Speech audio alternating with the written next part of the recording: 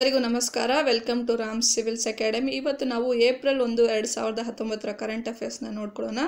Friends, ನೀವು Ram civils academy ಚಾನಲ್ಗೆ subscribe ಮಾಡ್ಕೊಂಡಿಲ್ಲ ಅಂದರೆ ಸಬ್ಸ್ಕ್ರೈಬ್ ಮಾಡ್ಕೊಳ್ಳಿ. ಹಾಗೆಯೇ ಅದರ ಪಕ್ಕದಲ್ಲಿರೋ ಬೆಲ್ ಐಕನನ್ನು ಒತ್ತಿ. ಇದರಿಂದಾಗಿ ನಿಮಗೆ KPSC ನಡೆಸುವ ಎಲ್ಲ ಪರೀಕ್ಷೆಗಳ ಕುರಿತಾಗಿ ಒಂದು ರೆಗ್ಯುಲರ್ ಆದ ಅಪ್ಡೇಟ್ ಸಿಗ್ತಾ ಇರುತ್ತೆ. ಸೊ ಬನ್ನಿ ಫ್ರೆಂಡ್ಸ್, ವಿಡಿಯೋ ಸ್ಟಾರ್ಟ್ ಮಾಡೋಣ. ಮೊದಲನೇದಾಗಿ ಏನಪ್ಪ ನ್ಯೂಸ್ ಅಂದರೆ, ಎಮಿಸ್ಯಾಟ್ ದಾರಿಗೆ ಬಾಹ್ಯಾಕಾಶ ತ್ಯಾಜ್ಯ ಅಡ್ಡಿ ಅಂತ ಹೇಳ್ತಾ ಇದ್ದಾರೆ. ಸೊ ಇದೇನು ಬಾಹ್ಯಾಕಾಶ ತ್ಯಾಜ್ಯ ಅಂದರೆ ಸ್ಪೇಸ್ ಡೆಬ್ರಿಸ್ ಅಂತ ಹೇಳ್ತೀವಿ ಇಂಗ್ಲೀಷ್ನಲ್ಲಿ. ಸೊ ಸ್ಪೇಸ್ ಡೆಬ್ರಿಸ್ ಯಾವಾಗ ಕ್ರಿಯೇಟ್ ಆಯಿತು, ಏನು ಹೇಳ್ತಾ ಇದ್ದಾರೆ ಅಂದರೆ, ಸೊ ನಿಮ್ಮ ಜ್ಞಾಪಕ ಇರ್ಬೋದು, ಮಾರ್ಚ್ 28ನೇ ತಾರೀಕು ASAT ಅಂದರೆ ಆ್ಯಂಟಿ ಸ್ಯಾಟಲೈಟ್ ಮಿಸೈಲ್ನ ನಮ್ಮ ಭಾರತ ದೇಶ ಲಾಂಚ್ ಮಾಡಿ ಅಲ್ಲಿ ಒಂದು ಉಪಗ್ರಹ ನಿಗ್ರಹ ಕ್ಷಿಪಣಿ ಅಂತ ಒಂದು ಟೆಸ್ಟ್ ಮಾಡ್ತು, ಮಿಷನ್ ಶಕ್ತಿ ಅನ್ನೋ ಹೆಸರಿನಲ್ಲಿ. ಸೊ ಅದು ಬಂದು ಸಾಕಷ್ಟು ಒಂದು ಸ್ಪೇಸ್ ಡೆಬ್ರಿಸ್ ಅಂದರೆ ಒಂದು ಬಾಹ್ಯಾಕಾಶದಲ್ಲಿ ಆ ಸ್ಯಾಟಲೈಟ್ ಸ್ಮ್ಯಾಶ್ ಡೆಬ್ರಿಸು ಬ್ಲಾಸ್ಟ್ ಆಗಿದ್ದು ಸಾಕಷ್ಟು ಬಾಹ್ಯಾಕಾಶದಲ್ಲಿ ತೇಲ್ತಾ ಇದೆ. ಅದರಿಂದಾಗಿ ಎಮಿಸ್ಯಾಟ್ ಸ್ಯಾಟಲೈಟ್ ಉಪಗ್ರಹ ಏಪ್ರಿಲ್ 1ನೇ ತಾರೀಕು ನಾವು ಲಾಂಚ್ ಮಾಡಬೇಕು. ಸೊ ಏಪ್ರಿಲ್ 1ನೇ ತಾರೀಕು ಲಾಂಚ್ ಮಾಡಬೇಕಾಗಿರೋದ್ರಿಂದ ಈ ಒಂದು ಡೆಬ್ರಿಸ್ನಿಂದ ಎಮಿಸ್ಯಾಟ್ನ ಲಾಂಚ್ಗೆ ಅಫೆಕ್ಟ್ ಆಗ್ಬೋದು ಅಂತ ಒಂದು ಎವ್ಯಾಲ್ಯೂಯೇಷನ್ ನಡೀತಾ ಇದೆ. ಸೊ ಈ ರೀತಿ ಸ್ಪೇಸ್ ಡೆಬ್ರಿಸ್ ಕ್ರಿಯೇಟ್ ಆಗಿರೋದು ಸಾಕಷ್ಟು ಕಾಂಟ್ರವರ್ಸಿ ಕ್ರಿಯೇಟ್ ಆಗಿದೆ. ಓಕೆ, ಸೊ ಸ್ಪೇಸ್ ಡೆಬ್ರಿಸ್ ಏನು ಹೇಳಿತ್ತು, ನಾನು ಪ್ರೀವಿಯಸ್ ವಿಡಿಯೋದಲ್ಲೂ ಸಹ ಹೇಳಿದ್ದೆ ನಿಮಗೆ. ಸೈಂಟಿಸ್ಟ್ ಹೇಳಿದ್ದಾರೆ, ನಾವು ಲೋವರ್ ಅರ್ತ್ ಆರ್ಬಿಟ್ ಅಂದರೆ ಕೆಳಗಿನ ಭೂಭಾಗದ ಒಂದು ಕಕ್ಷೆ 200 to 300 ಕಿಲೋಮೀಟರ್ನಲ್ಲಿ ನಾವು ಬ್ಲಾಸ್ಟ್ ಮಾಡಿರೋದ್ರಿಂದ ಅದು ಯಾವುದೇ ರೀತಿ ಸ್ಯಾಟಲೈಟ್ಸ್ಗೆ ತೊಂದರೆ ಮಾಡಲ್ಲ.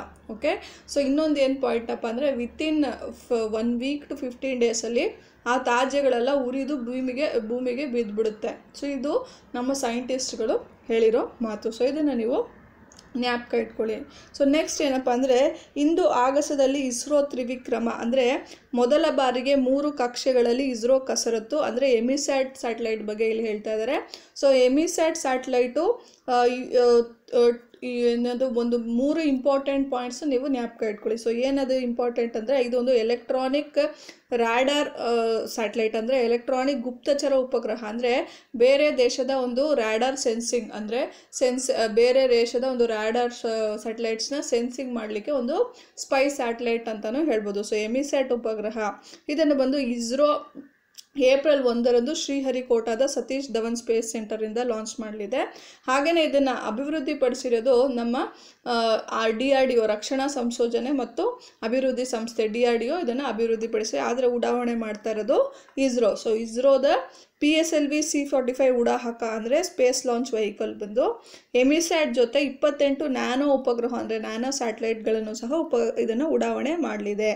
ಉಪಗ್ರಹದ ತೂಕ ಎಷ್ಟಿದೆ ಅಂದರೆ, ಎಮಿಸ್ಯಾಟ್ ಬಂದು 424 kg ತೂಕ ಇದೆ, 34 kilos weight, and it will be launched at a orbit of 749 kilometers. ಸೊ ಇದನ್ನೇ ನಾನು ಹೇಳ್ತಾ ಇರೋದು, 3 ಸ್ಟೇಜಸ್ನಲ್ಲಿ 3 ಆರ್ಬಿಟ್ನಲ್ಲಿ ಪ್ಲೇಸ್ ಮಾಡಲಿದೆ 3 ಸ್ಯಾಟಲೈಟ್ಸ್ನ. ಓಕೆ, ಸೊ ಅದೇನೇನು ಅಂತ ನೋಡ್ಕೊಳ್ಳೋಣ. ಸೊ ಇದನ್ನು ಬಂದು ಮೊದಲನೇದಾಗಿ 749 ಕಿಲೋಮೀಟರ್ ಆಲ್ಟಿಟ್ಯೂಡಲ್ಲಿ ಇದು ಬಂದು ಉಪಗ್ರಹ ಅಂದರೆ ಎಮಿಸ್ಯಾಟ್ ಸ್ಯಾಟಲೈಟ್ನ ಪ್ಲೇಸ್ ಮಾಡಿದೆ. ಅದ ನಂತರ ಇನ್ನೂ ಕೆಳಭಾಗಕ್ಕೆ ಬಂದು 28 ನ್ಯಾನೋ ಸ್ಯಾಟಲೈಟ್ಸ್ ಅಂದರೆ ಬೇರೆ ಬೇರೆ ದೇಶದ ಸ್ಯಾಟಲೈಟ್ಸು 28 ಇದೆ. ಸೊ ಅದನ್ನು ಬಂದು 504 ಕಿಲೋಮೀಟರ್ ಎತ್ತರದಲ್ಲಿ ಇದನ್ನು ಪ್ಲೇಸ್ ಮಾಡಲಿದೆ. ಹಾಗೆಯೇ ಉಡಾಹಕದ ನಾಲ್ಕನೇ ಹಂತವನ್ನು ಅಂದರೆ PS4 ಅಂತನೇನು ಹೇಳ್ತೀವಿ, ಈ PSLV ಇದು ಲಾಸ್ಟ್ ಸ್ಟೇಜ್ ಇದೆ ಅಲ್ವಾ, ಅದು ಬಂದು ಸೋಲಾರ್ ಆಪರೇಟೆಡ್. ಸೊ ಸೋಲಾರ್ ಚಾಲಿತ 4ನೇ ಹಂತ. ಇಷ್ಟು ದಿವಸ ಬಂದು ಅದು ಫ್ಯೂಯಲ್ ಆಪರೇಟರ್ ಆಗಿತ್ತು, ಈಗ ಮೊದಲನೇ ಬಾರಿಗೆ ಅದು ಸೋಲಾರ್ ಆಪರೇಟೆಡ್. ಓಕೆ, ಸೊ ಈ ಸೋಲಾರ್ ಆಪರೇಟೆಡ್ 4ನೇ ಸ್ಟೇಜ್ ಬಂದು ಅಲ್ಲಿ ಬಾಹ್ಯಾಕಾಶದಲ್ಲಿ ಒಂದು ವೇದಿಕೆಯಾಗಿ ಅಂದರೆ ಸ್ಪೇಸ್ ಎಕ್ಸ್ಪೆರಿಮೆಂಟ್ಸ್ನ ನಾವು ನಡೆಸಲಿಕ್ಕೋಸ್ಕರ ಒಂದು ಪ್ಲ್ಯಾಟ್ಫಾರ್ಮ್ ಆಗಿ ಅಲ್ಲಿ ಯೂಸ್ ಮಾಡಲಾ ಇದೆ. ಯಾವ್ಯಾವುದು ಅಂದರೆ ಇಸ್ರೋ ಇರ್ಬೋದು, ಹಾಗೆಯೇ ರೇಡಿಯೋ ಸೆನ್ಸರ್ ಆರ್ಗನೈಸೇಷನ್ ಇರ್ಬೋದು. ಸೊ ಈ ರೀತಿ ಒಂದು ಸೈನ್ಸ್ ಆರ್ಗನೈಸೇಷನ್ಸ್ಗಳು ಅಲ್ಲಿ ಬಂದು ಎಕ್ಸ್ಪೆರಿಮೆಂಟ್ಸ್ನ ಕಂಡಕ್ಟ್ ಮಾಡಲಿಕ್ಕೆ ಅದು ಒಂದು ಪ್ಲ್ಯಾಟ್ಫಾರ್ಮ್ ಆಗಿ ಇದು ಮೊದಲನೇ ಬಾರಿಗೆ ಯೂಸ್ ಮಾಡ್ತಾ ಇದ್ದಾರೆ. ಸೊ ಇದು 2ನೇ ಬಾರಿಗೆ, ಇದಕ್ಕೂ ಮುಂಚೆನೂ ಒಂದು PS4 ಲಾಸ್ಟ್ ಸ್ಟೇಜ್ ಬಂದು ಪ್ಲ್ಯಾಟ್ಫಾರ್ಮ್ ಆಗಿ ಯೂಸ್ ಮಾಡ್ತಾ ಇತ್ತು. ಸೊ ಇದಕ್ಕೂ ಮುಂಚೆ ಎಲ್ಲ ಏನಾಗ್ತಾ ಇತ್ತು, ಲಾಸ್ಟ್ ಸ್ಟೇಜ್ ಬಂದು ವೇಸ್ಟ್ ಆಗಿ ಉರಿದು ಕೆಳಗಡೆ ಬಿಡ್ತಾ ಇದ್ದು. So it is a developed technology of the using of the last stage of the launch vehicle into a experiment platform. So ಇದನ್ನು ನೀವು ಜ್ಞಾಪಕ ಇಟ್ಕೊಳ್ಳಿ. ಸೊ ಇಸ್ರೋ ಲಾಂಚ್ ಮಾಡಿದೆ ಏಪ್ರಿಲ್ 1ನೇ ತಾರೀಕು ಶ್ರೀಹರಿಕೋಟಾದಿಂದ ಎಮಿಸ್ಯಾಟ್. ಇದು ಬಂದು ಎಲೆಕ್ಟ್ರಾನಿಕ್ ಗುಪ್ತಚರ ಉಪಗ್ರಹ. ಹಾಗೆಯೇ ಇದೇನಕ್ಕೆಲ್ಲ ಯೂಸ್ ಆಗುತ್ತೆ ಅಂತ ನೋಡ್ಕೊಳ್ಳೋ ಅಂದರೆ ಶತ್ರು ದೇಶಗಳ ರಾಡಾರ್ಗಳ ಚಟುವಟಿಕೆ ಬಗ್ಗೆ ಮಾಹಿತಿ ದೊರೆಯುವುದಕ್ಕೆ, ಹಾಗೆಯೇ ಗಡಿಯಲ್ಲಿ ನಿಯೋಜಿಸಿರುವ ಸೆನ್ಸರ್ಗಳ ವಿವರ, ಅಂದರೆ ನಾವು ಇವಾಗ ಇಂಟರ್ನ್ಯಾಷನಲ್ ಬಾರ್ಡರ್ LOCಲೆಲ್ಲ ಇವಾಗ ಸಾಕಷ್ಟು ಸೆನ್ಸರ್ಗಳನ್ನೆಲ್ಲ ಪ್ಲೇಸ್ ಮಾಡಿದ್ದಾರೆ. ಸೊ ಸೆನ್ಸರ್ ಅಂದರೆ even if it is night ಟೈಮಲ್ಲಿ ನಮ್ಮ ಕಣ್ಗಾವಲು, ನಮ್ಮ BSF ಇರ್ಬೋದು, ಇಂಟರ್ನ್ಯಾಷನಲ್ ಬಾರ್ಡರ್ ಇರ್ಬೋದು, ITBP ಇರ್ಬೋದು, ಸೊ ಸಾಕಷ್ಟು ನಾವು ನಿಗಾ ವಹಿಸ್ಲಿಕ್ಕಾಗಲ್ಲ. ಆ ರೀತಿ ಅವಾಗ ಏನು ಮಾಡ್ತಾರೆ, 24 hours ಅದು ಸೆನ್ಸರ್ ಆನ್ ಆಗಿರುತ್ತೆ. ಸೊ ಯಾವುದೇ ವ್ಯಕ್ತಿ ಅಥವಾ ಪ್ರಾಣಿ ಏನೇ ಒಂದು ಕ್ರಾಸ್ ಆದರೂ ಸಹ ಸೆನ್ಸರ್ನಲ್ಲಿ ಅವ್ರಿಗೆ ಒಂದು ಅಲಾರಮ್ ಬೀಪ್ ಆಗುತ್ತೆ. ತಕ್ಷಣ ಅದು ನಾವು ಅದನ್ನು ಏನು ನಡೀತಾ ಇದೆ ಅಂತ ನೋಡ್ಕೋಬೋದು. ಅದೇ ರೀತಿ ಶತ್ರು ಪಡೆಗಳ ನಿರ್ದಿಷ್ಟ ಪ್ರದೇಶದ ಮಾಹಿತಿ. ಸೊ ಶತ್ರು ಪಡೆಗಳ ಒಂದು ಯಾವ್ಯಾವ ಪ್ರದೇಶದಲ್ಲಿ ಹೇಗೆ ಅವರು ಇದ್ದಾರೆ ಅನ್ನೋದ್ರ ಬಗ್ಗೆ ಒಂದು ನಿರ್ದಿಷ್ಟ ಪ್ರದೇಶದ ಮಾಹಿತಿ ದೊರೆಯುತ್ತದೆ ಎಮಿಸ್ಯಾಟ್ ಸ್ಯಾಟಲೈಟ್ ಮೂಲಕ. ಅದೇ ರೀತಿ ಎಷ್ಟು ರೀತಿಯ ಸಂಪರ್ಕ ಉಪಕರಣಗಳನ್ನು ಶತ್ರು ದೇಶಗಳು ನಿಯೋಜಿಸಿವೆ, ಹಾಗೆಯೇ ನಮ್ಮ ದೇಶ ಭಾರತ ದೇಶದ ಸಂಪರ್ಕ ಉಪಕರಣಗಳು ಹೇಗೆ ವರ್ಕ್ ಮಾಡ್ತಾ ಇದೆ, ಅಂದರೆ ವರ್ಕಿಂಗ್ ಕಂಡೀಷನ್ ಹೇಗಿದೆ ಅನ್ನೋದು ಅಪ್ ಟು ಡೇಟ್ ಡಾಟಾ ಬಂದು ಈ ಒಂದು ಉಪಗ್ರಹದ ಮೂಲಕ ನಮಗೆ ದೊರೀತಾ ಇರುತ್ತೆ. ಓಕೆ, ಸೊ 485 ಕಿಲೋಮೀಟರ್ ಎತ್ತರದಲ್ಲಿ ಬಾಹ್ಯಾಕಾಶ ಪ್ರಯೋಗಕ್ಕೆ ವೇದಿಕೆಯಾಗಿ ಬಳಸಲಾಗುತ್ತದೆ PS4, ಅಂದರೆ ಲಾಂಚ್ ವೆಹಿಕಲ್ನ 4ನೇ ಹಂತವನ್ನು. ಸೊ ಅದೇ ರೀತಿ ಇನ್ನೊಂದು ಯೂನಿಕ್ ಫೀಚರ್ ಏನಪ್ಪ ಅಂದರೆ ಪ್ರಥಮ ಬಾರಿಗೆ ನಾಸಾ ರೀತಿ ಉಡ್ಡಯನವನ್ನು ವೀಕ್ಷಣೆಗೆ ಅವಕಾಶ ಒದಗಿಸಲಾಗಿದೆ. ಇಷ್ಟು ದಿವಸ TVನಷ್ಟೇ ನಾವು ಲಾಂಚ್ ನೋಡ್ಬೋದಾಗಿತ್ತು, ಆದರೆ ಈ ಬಾರಿ ಪ್ರಥಮ ಬಾರಿಗೆ ನೀವು ನಿಮ್ಮ ಐಡೆಂಟಿಟಿ ಪ್ರೂಫ್ ತೊಗೊಂಡೋಗಿ ತೋರಿಸಿದ್ರೆ ಅಲ್ಲಿ ನೀವು ಲಾಂಚ್ನ ನೀವು ಡೈರೆಕ್ಟಾಗಿ ನೋಡ್ಬೋದು. ಓಕೆ, ಸೊ ಈ ರೀತಿಯಾಗಿ ಒಂದು ನಾಸಾ ಮಾದರಿಯಲ್ಲಿ ಒಂದು ಉಡಾಯನವನ್ನು ನಾವು ನೇರವಾಗಿ ನೋಡಲಿಕ್ಕೆ ಒಂದು ಅವಕಾಶವನ್ನು ಇಸ್ರೋ ಕಲ್ಪಿಸಿದೆ. ಸೊ ಈ ರೀತಿಯಾಗಿ ಒಂದು ಸಾಕಷ್ಟು ಇನೋವೇಟಿವ್ ಆಗಿ ಒಂದು ಸ್ಟೆಪ್ಸ್ನ ತಗೊಳ್ತಾ ಇದ್ದಾರೆ. ಪ್ಯಾನ್ ಆಧಾರ್ ಜೋಡಣೆ ಮತ್ತೆ ಗಡುವು 6 ತಿಂಗಳಿಗೆ ವಿಸ್ತರಣೆ. ಸೊ ಇದೇನಕ್ಕಪ್ಪ ಈ ನ್ಯೂಸ್ ಆರ್ಟಿಕಲ್ ನಾನು ಇಲ್ಲಿ ಹೇಳ್ತಾ ಇದ್ದಾರೆ ಅಂದರೆ, ಸೊ ಇದಕ್ಕೆ ಒಂದು ಸುಪ್ರೀಂ ಕೋರ್ಟ್ ಜಡ್ಜ್ಮೆಂಟ್ 2018 ಸೆಪ್ಟೆಂಬರಲ್ಲಿ ಒಂದು ಸುಪ್ರೀಂ ಕೋರ್ಟ್ ಆದೇಶ ಬಂದಿತ್ತು. ಸೊ ಅದರಲ್ಲಿ ಏನು ಬಂದಿತ್ತು, ಆಧಾರ್ ಆ್ಯಕ್ಟ್ 57 ಅದು ನಲ್ಲಿಫೈ ಮಾಡಿತ್ತು. ಓಕೆ, ಆಧಾರ್ ಆ್ಯಕ್ಟ್ ಸೆಕ್ಷನ್ 57 ಅದನ್ನು ನಲ್ಲಿಫೈ ಮಾಡಿತ್ತು. ಅದೇ ರೀತಿ ಆಧಾರ್ ಸಂಖ್ಯೆ ಯಾವುದಕ್ಕೆ ಮ್ಯಾಂಡೇಟರಿ, ಯಾವುದಕ್ಕೆ ನಾನ್ ಮ್ಯಾಂಡೇಟರಿ, ಯಾವುದಕ್ಕೆ ಕಡ್ಡಾಯವಾಗಿ ಬೇಕು, ಯಾವುದಕ್ಕೆ ಕಡ್ಡಾಯವಲ್ಲ ಅಂತ ಕೆಲವೊಂದು ಪಾಯಿಂಟ್ಸ್ನ ಹೇಳಿತ್ತು. ಸೊ ಇದನ್ನು ನಾವು ಜ್ಞಾಪಕ ಇಟ್ಕೋಬೇಕು. MCQ ಅಲ್ಲೂ ಕೇಳ್ಬೋದು, ನೀವು ಮೇನ್ಸಲ್ಲೂ ನೀವು ಇದನ್ನು ಯೂಸ್ ಮಾಡ್ಕೋಬೋದು. ಸೊ ಓಕೆನಾ. ಸೊ ಆಧಾರ್ ಸಂಖ್ಯೆ ಕಡ್ಡಾಯವಾಗಿ ಯಾವುದಕ್ಕೆ ಬೇಕು ಅಂದರೆ ತೆರಿಗೆ ಪಾವತಿಗೆ, ಅಂದರೆ ಇನ್ಕಮ್ ಟ್ಯಾಕ್ಸ್ ಫೈಲಿಂಗ್, ಅಂದರೆ ಇನ್ಕಮ್ ಟ್ಯಾಕ್ಸ್ ರಿಟರ್ನ್ ಫೈಲ್ ಮಾಡ್ತೀವಿ ಅಲ್ವಾ, ಅದಕ್ಕೆ ಬಂದು ಕಡ್ಡಾಯವಾಗಿ ನಮಗೆ ಆಧಾರ್ ಸಂಖ್ಯೆ ಬೇಕು. ಅನಂತರದಲ್ಲಿ ಪ್ಯಾನ್ ಕಾರ್ಡ್ಗಾಗಿ, ಓಕೆ, ಪರ್ಮನೆಂಟ್ ಅಕೌಂಟ್ ನಂಬರ್ ಅಂತ ಏನು ಹೇಳ್ತೀವಿ ಅದಕ್ಕೆ ನಮಗೆ ಕಡ್ಡಾಯವಾಗಿ ಆಧಾರ್ ಸಂಖ್ಯೆ ಬೇಕು.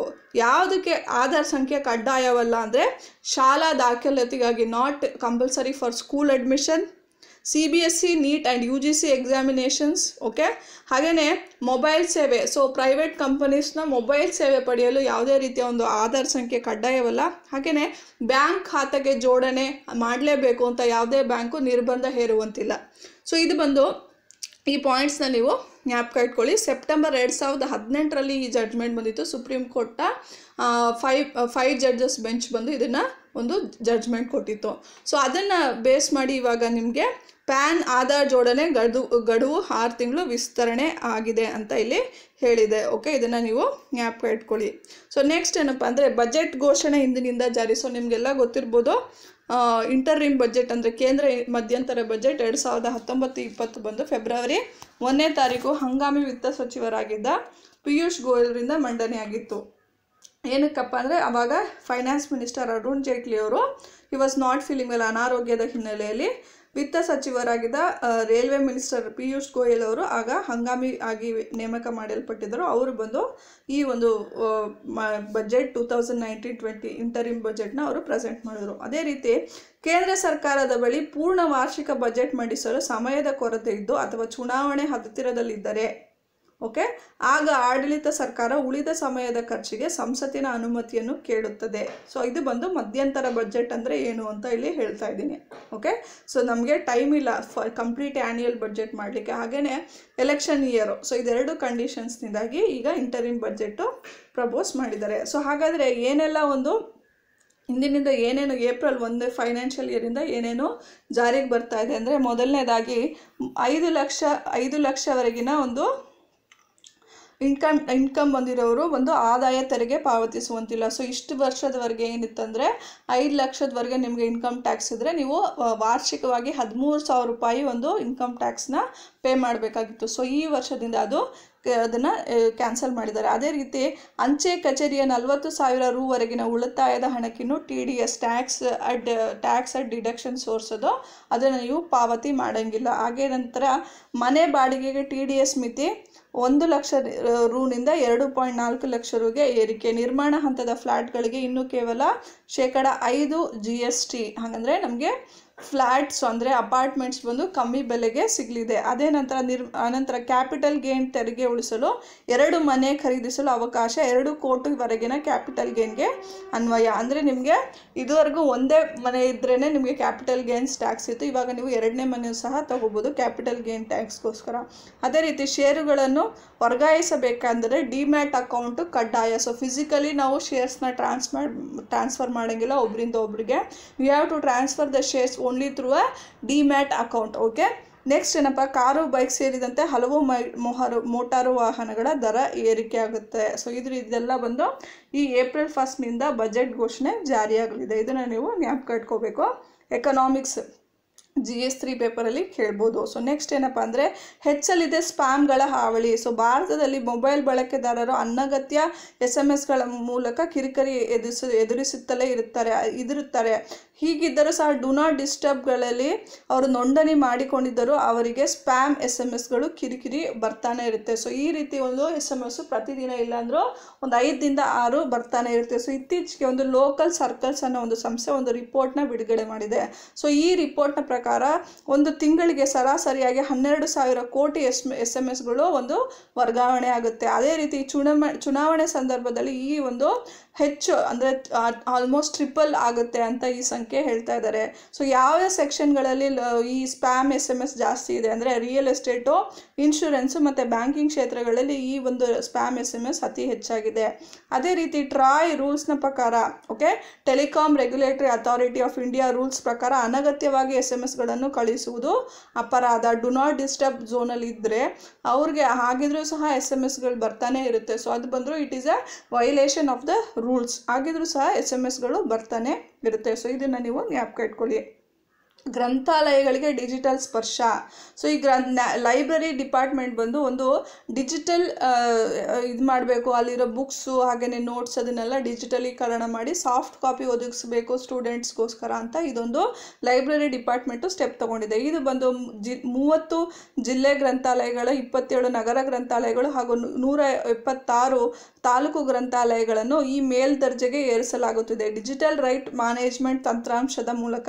ಸೊ ಒಂದು ಸಾಫ್ಟ್ವೇರ್ ಇದೆ, ಡಿಜಿಟಲ್ ರೈಟ್ ಮ್ಯಾನೇಜ್ಮೆಂಟ್ ಸಾಫ್ಟ್ವೇರ್ ಮೂಲಕ ಎಲ್ಲ ಬುಕ್ಸ್ಗಳನ್ನು ಸಾಫ್ಟ್ ಕಾಪಿಯಾಗಿ ಕನ್ವರ್ಟ್ ಮಾಡಿ ಅದನ್ನು ಸ್ಟೂಡೆಂಟ್ಸ್ಗೆ ಹಾಗೆಯೇ ಕಾಂಪಿಟೇಟಿವ್ ಎಕ್ಸಾಮ್ ಓದ್ತಾ ಇರೋರಿಗೆ ಹಾಗೆಯೇ ಹೊರ ದೇಶಕ್ಕೆ ಹೋಗಿ ವ್ಯಾಸಂಗ ಮಾಡಬೇಕು ಅಂತ ಅಂದ್ಕೊಂಡಿರೋರಿಗೆ, ಶಾಲಾ ಕಾಲೇಜು ಮಕ್ಕಳಿಗೆ, PUC ವ್ಯಾಸಂಗ ಮಾಡುತ್ತಿರುವ ಮಕ್ಕಳಿಗೆಲ್ಲ ಈ ಒಂದು ಸಾಫ್ಟ್ ಕಾಪಿ ಮೂಲಕ ಸಾಕಷ್ಟು ಬುಕ್ಸ್ಗಳನ್ನು ಒದಗಿಸುವ ಒಂದು ವ್ಯವಸ್ಥೆಯನ್ನು ಈ ರೀತಿ ಮಾಡ್ತಾ ಇದ್ದಾರೆ. ಹಾಗೆಯೇ ಈ ಸಾಫ್ಟ್ ಕಾಪಿ ಡೌನ್ಲೋಡ್ ಮಾಡಿಕೊಂಡು ನಿಮಗೆ ಪಾಸ್ವರ್ಡು, ಒಂದು ಯೂಸರ್ ID ಕೊಡ್ತಾರೆ. 15 ದಿವಸ ಕಾಲ ನೀವು ಆ ಬುಕ್ಕು ನೀವು ಓದ್ಬೋದು. 15 ದಿವಸಗಳ ನಂತರ ಆ ಪಾಸ್ವರ್ಡು ಮತ್ತು ಆ ಯೂಸರ್ ID ಇನ್ವ್ಯಾಲಿಡ್ ಆಗುತ್ತೆ. ನೀವು ತಿರ್ಗಾ ರಿನ್ಯೂ ಮಾಡಿದ್ರೆ ಮಾತ್ರ ನೀವು ಆ ಬುಕ್ನ ತಿರ್ಗಾ ಓದ್ಬೋದು. ಸೊ ಅದೇ ರೀತಿ ಈ ಸ್ಪರ್ಧಾತ್ಮಕ ಪರೀಕ್ಷೆಗಳಿಗೆ ಬೇಕಾದ ಸಾಮಗ್ರಿಗಳನ್ನು ಸಹ ಅಂದರೆ ಈ ಪೇಪರ್ ಅಂದರೆ ಈ ನ್ಯೂಸ್ ಪೇಪರ್, ನೀವು ಯಾವುದೇ ಲ್ಯಾಂಗ್ವೇಜ್ ನ್ಯೂಸ್ ಪೇಪರ್ ಓದಲಿಕ್ಕೆ ಬೇಕಾಗಿದ್ರೂ ಸಹ ನಿಮಗೆ ಈ ಸೇವೆಯನ್ನು ಒದಗಿಸುತ್ತೆ ಅಂತ ಈ ರೀತಿ ಗ್ರಂಥಾಲಯಗಳ ಒಂದು ಡಿಜಿಟಲೀಕರಣ ಅಂದರೆ digitalisation of the library. Okay, so ಇದನ್ನು ಬಂದು ನಮ್ಮ ಗ್ರಂಥಾಲಯ ಇಲಾಖೆ ಒಂದು ಪ್ರಾರಂಭಿಸಿದೆ. ಇದನ್ನು ನೀವು ಜ್ಞಾಪಕ ಇಟ್ಕೊಳ್ಳಿ. How science and technology is used in education sector. Okay, so ಇದನ್ನು ನೀವು ಜ್ಞಾಪಕ ಇಟ್ಕೊಳ್ಳಿ. ಸೊ ವಿಡಿಯೋ ಇಷ್ಟ ಆಗಿದೆ ಅಂದ್ಕೊಂಡಿದ್ದೀನಿ. ಇಷ್ಟ ಆಗಿದ್ರೆ ಲೈಕ್ ಮಾಡಿ, ಶೇರ್ ಮಾಡಿ ಫ್ರೆಂಡ್ಸ್ ಜೊತೆ. ಹಾಗೆಯೇ ನಿಮಗೆ ಏನಾದರೂ ಡೌಟ್ ಇದ್ದರೆ ನನಗೆ ನೀವು ಕಮೆಂಟ್ ಸೆಕ್ಷನಲ್ಲಿ ಕೇಳ್ಬೋದು. Thank you.